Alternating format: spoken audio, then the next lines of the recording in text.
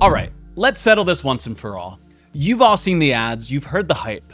ChatGPT Operator, OpenClaw, Copilot. So everyone's telling you that AI agents are the future, but which one actually saves you time and which one is just noise? So I spent the last month testing the 6 most popular AI agents out there, not in a benchmark way, in a I need to get real work done way, which means I actually use these for client emails, content research, data analysis, the boring stuff that eats up my day. And here's what I learned. Most of them aren't worth your time, but a couple are genuinely changing the way that I work. Hey everyone, welcome back to the channel. I'm Jake Dawson, and here we help people upgrade with AI. So let's just dive in. Why did I do this test? Because here's the thing about AI agents. They all market themselves as game changers, but actually using them for real work, that's a different story. So here's what I actually tested for, and this is the framework that I'd use to evaluate any tool like this. So the first thing I tested is how fast can a normal person get this working? And I mean really working, not just the marketing demo. So there were tools where the initial setups took me 3 hours, and that's 3 hours that I could have just done the work myself. Next, I gave each agent the same 5 tasks. So book a flight, summarize 10 emails, research a competitor, draft a follow-up, create a report. So how many could actually finish without me stepping in? The results were humbling. And here, this is the one that nobody talks about. Some agents need constant supervision. You fix one error and it creates another one. After a week, I asked myself, is this saving me time or is it just creating a second job? Lastly, I compared cost versus value. So I track what I paid versus what I actually got back. Now, some agents cost me more in API fees than they'd ever save. Others, game changer. So I focused on practical, well-known tools, not obscure developer tools. So these are the ones regular people have heard of, the ones your audience might ask you about. So let's get into it. Starting at number 6, Google Gemini with deep research. So Google made a big deal about this feature. You give Gemini a topic, it goes out and researches it for you, it comes back with a full report. Sounds amazing, right? So here's what actually happened when I used it. So I asked Gemini to research AI automation tools for marketing agencies in 2026. So it built a research plan and then it executed, actively crawling dozens of sources. So when I watched it work, it was researching across 50 plus websites, pulling from sources like Gartner, Forrester, Reddit, YouTube, and vendor pages. It categorized by use case, not just surface level lists. So the honest assessment, this is actually useful for research. It goes deeper than Perplexity and it produces a structured output. So why is it at number 6? A few reasons. First, it's slow. Ready in a few minutes often becomes 10 plus minutes for complex topics. So you're not getting instant answers. Second, it's still Google. It surfaces what's published, not what's actually working. So it knows what companies are writing about themselves, not necessarily what practitioners actually use. Third, it's research only. So unlike the others, it won't execute tasks, automate workflows, or take action. It finds and synthesizes. So that's valuable, but it's a different tool. So what is it good for? Probably building research baselines, competitive analysis on unfamiliar topics, understanding industries quickly. What's it not good for? Real-time information needs, action-oriented tasks, anything beyond research. All right, the next tool I tested for was Perplexity AI Computer. So here's what it does. You give it a high-level goal, it breaks it down into tasks, coordinates 19 different AI models to execute, and completes the workflow on your computer. So it can navigate websites, fill in forms, book travel, run research, the full autonomous package. It launched in February 2026 as a part of the Max plan. But here's the catch. It costs $200 a month. So that's 10 times the base rate of Perplexity. And on top of that, it burns credits. So heavy users report spending $300 to $500 a month when credits run out. What it does well? Complex multi-step tasks that would take forever. Research across dozens of sources, booking and reservations, things that require navigating multiple sites. Where does it fall short? The cost. $200 a month plus usage fees, it's pretty steep. And there's a learning curve, so you have to learn how to prompt it effectively. Some users report burning through their entire monthly credit budget on a single complex task. So if you're a power user who needs autonomous agents and has the budget for it, this tool might be for you, but it's not made for most people. The price just puts it in a different category. This is enterprise level pricing for what is still a relatively new product. All right, my number 4 on the list, Claude Cowork. So let me tell you about this one because it's different from what most people think of when they hear Claude. So Claude Cowork lives inside the free Claude desktop app on Mac OS and Windows. So you install the app, you click the Cowork tab next to chat, you hit work in a folder, and you pick a directory. So your downloads, a project folder, wherever. So from that point on, Claude has read and write access to that folder. You type a task in plain English, and it builds you a step-by-step plan. It shows it to you, it waits for you to click start. Then you watch it execute in the right sidebar in real time. And here's what makes it different from a chatbot. So you're not asking questions, you're handing off work. So organize the screenshots in the folder by date and rename them based on what's in them. Read these 50 receipts images and build me an Excel expense report categorized by vendors with a totals row. Read everything in research and write me a Word doc with the key findings and a chart. So it does all of that. Real files, real formulas, real artifacts. It also has 38 plus connectors: Google Drive, Gmail, GitHub, Outlook, SharePoint. So it can pull from your accounts, not just your local folder. And there's a computer use mode where Claude literally takes over your mouse and keyboard to click through apps that don't have an API.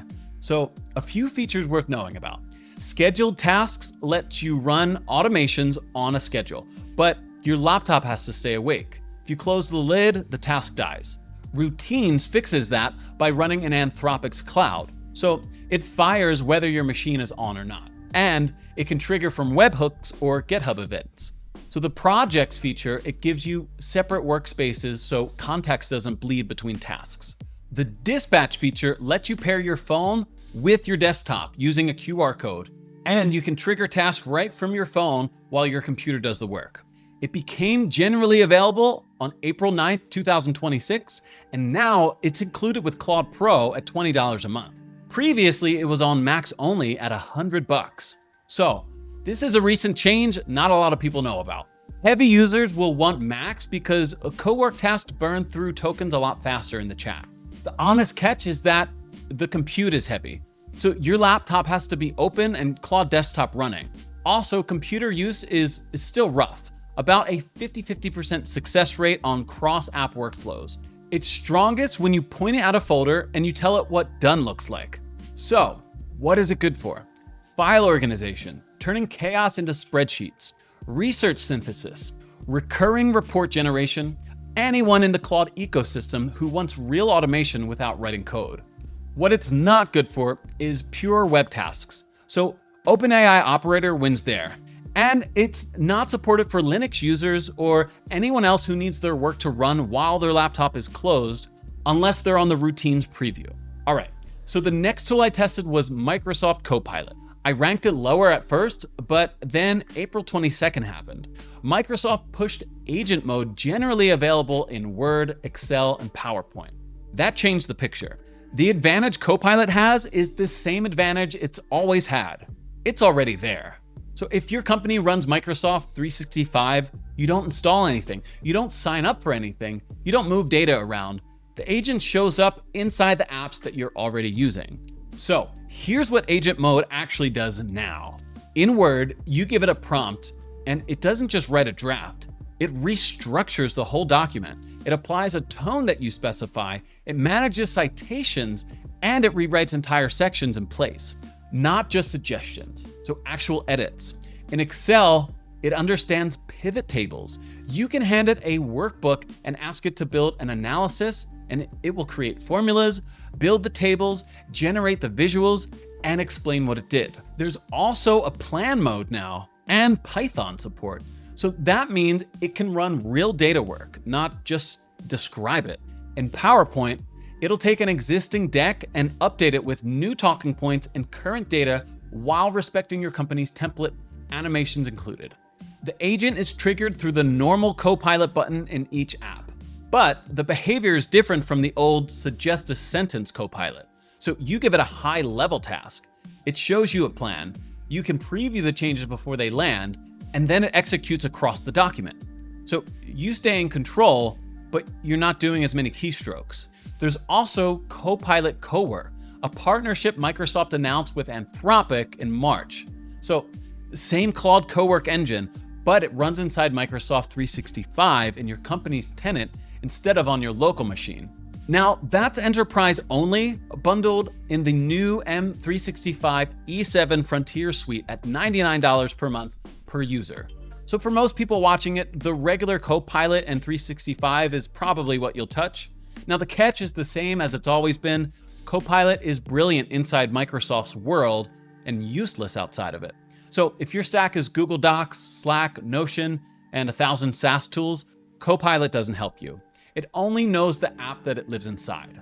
So in terms of pricing, Microsoft 365 Copilot is $30 per user per month on top of your M365 license.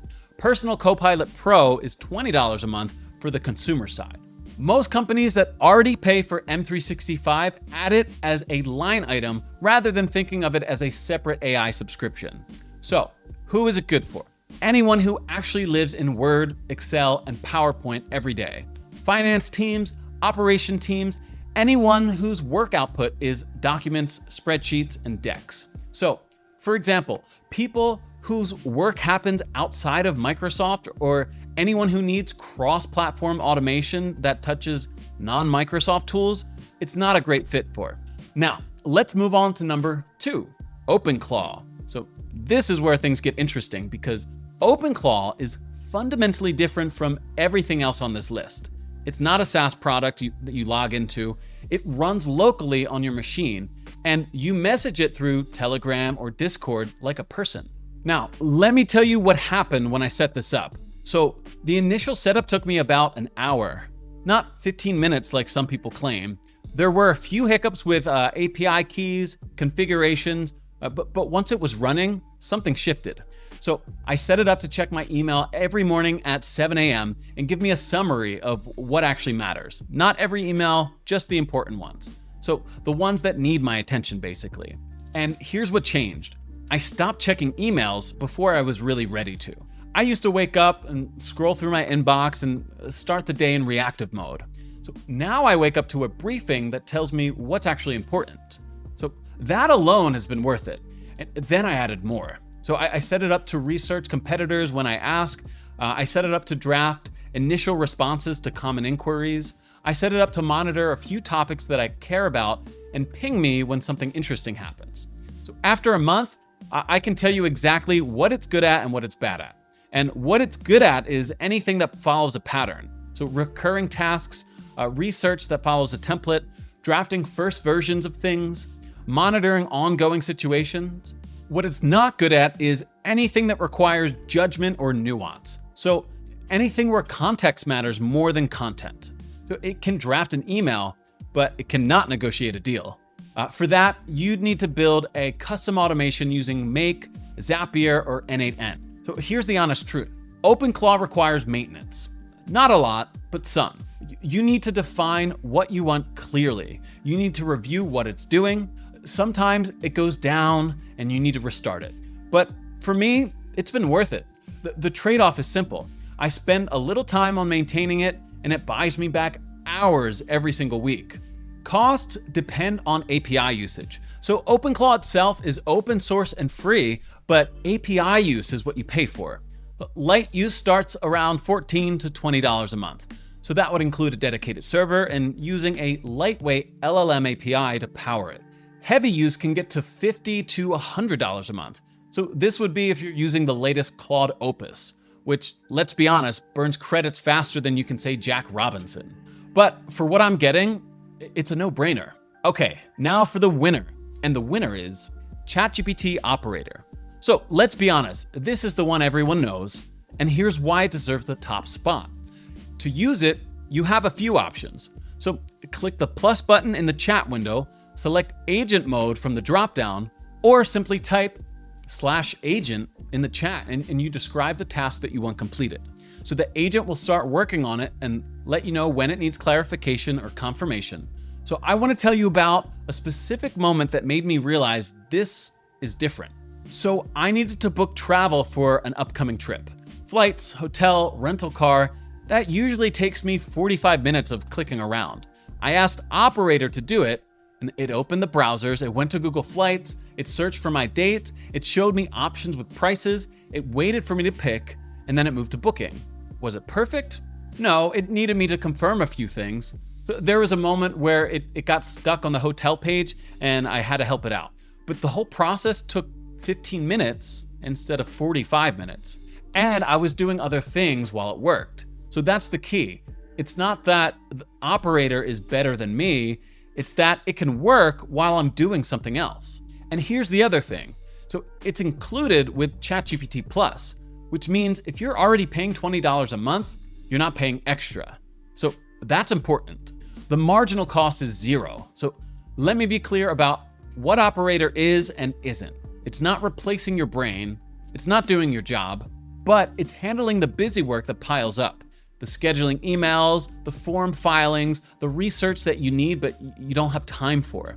I tracked this for a month, and in that month, Operator saved me roughly 8 hours of low-value work. That's a full workday every month for zero additional cost.